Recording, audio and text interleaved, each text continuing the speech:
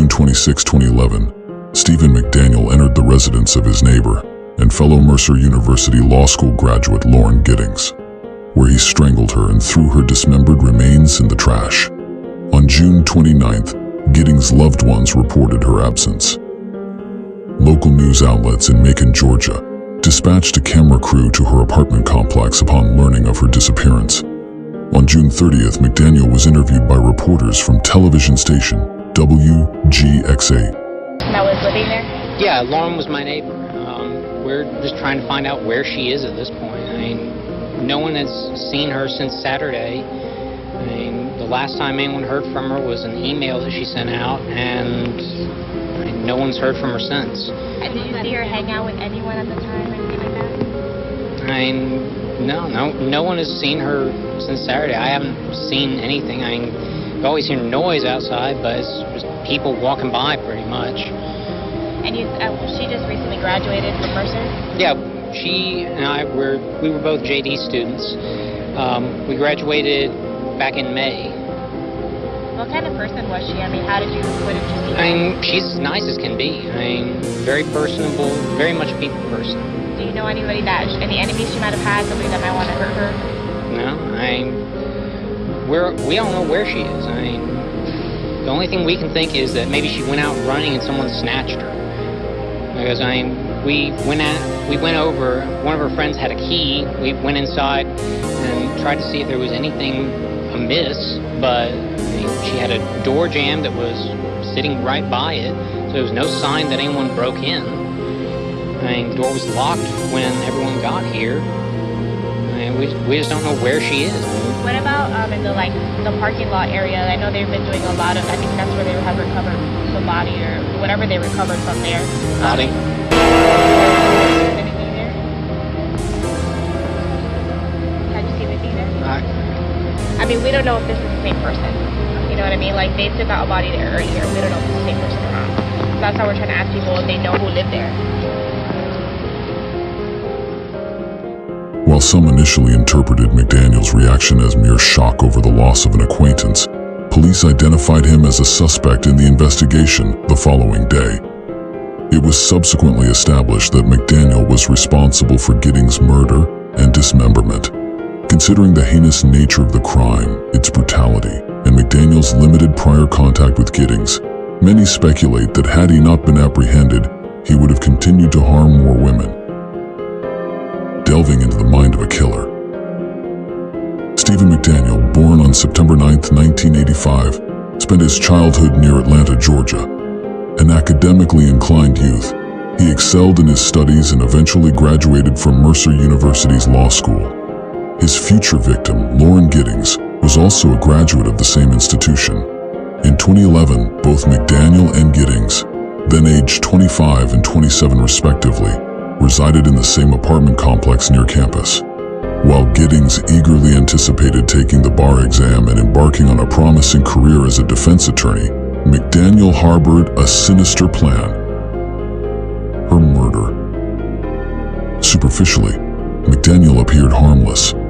According to the Macon Telegraph, he intended to leave town within 2 weeks, as his apartment lease was expiring.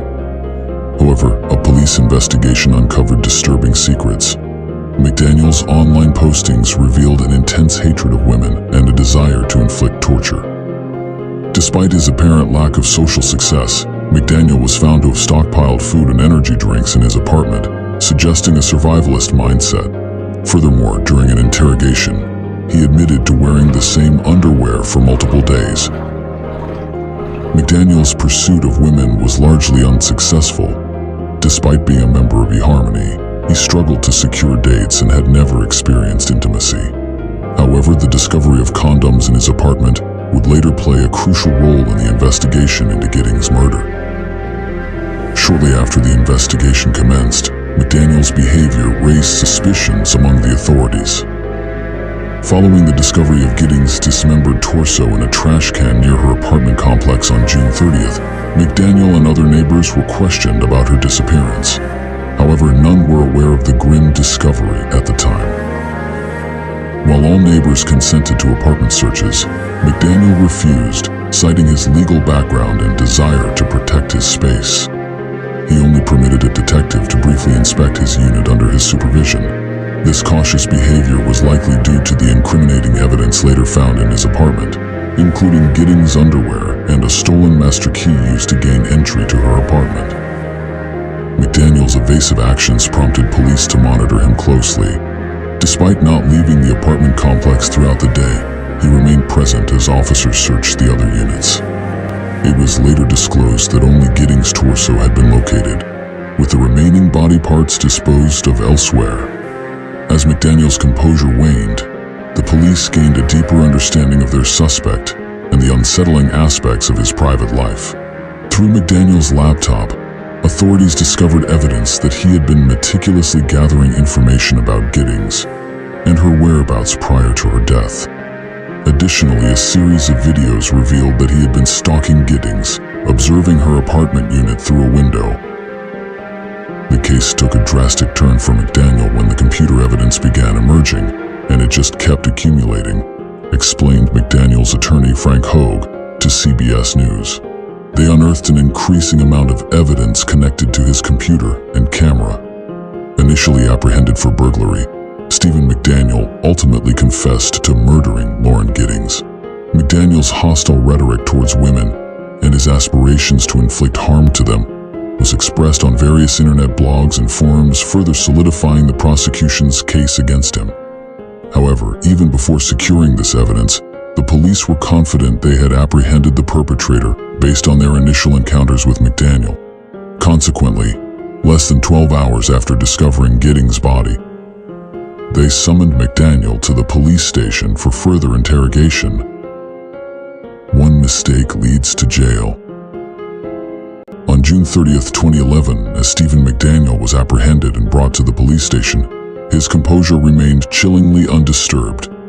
His lips were sealed, and he uttered only brief responses, typically stating, "I don't know." Even when detectives left the room, McDaniel remained motionless.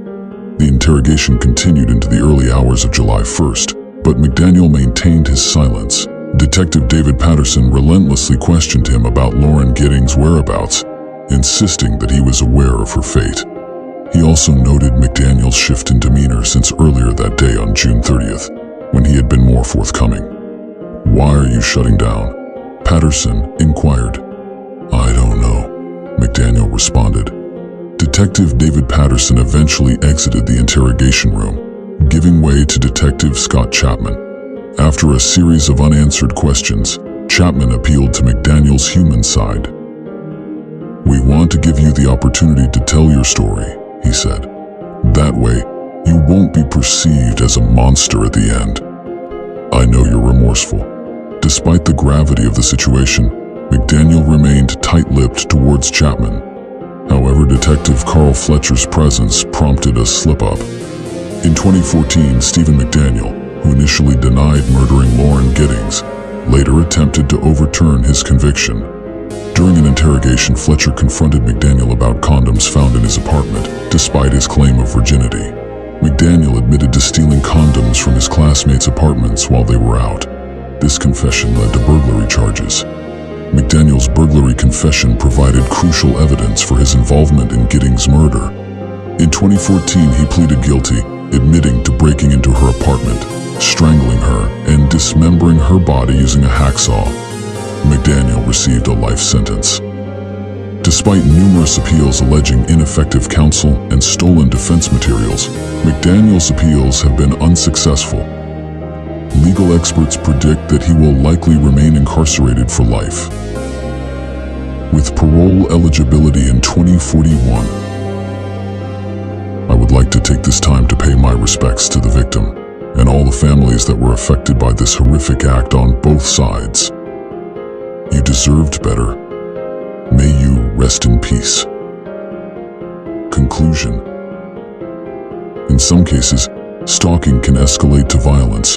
The victim may be stalked by someone who is armed or who has a history of stalking.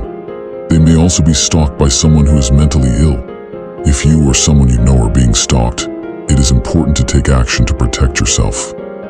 Contact the police and file a report.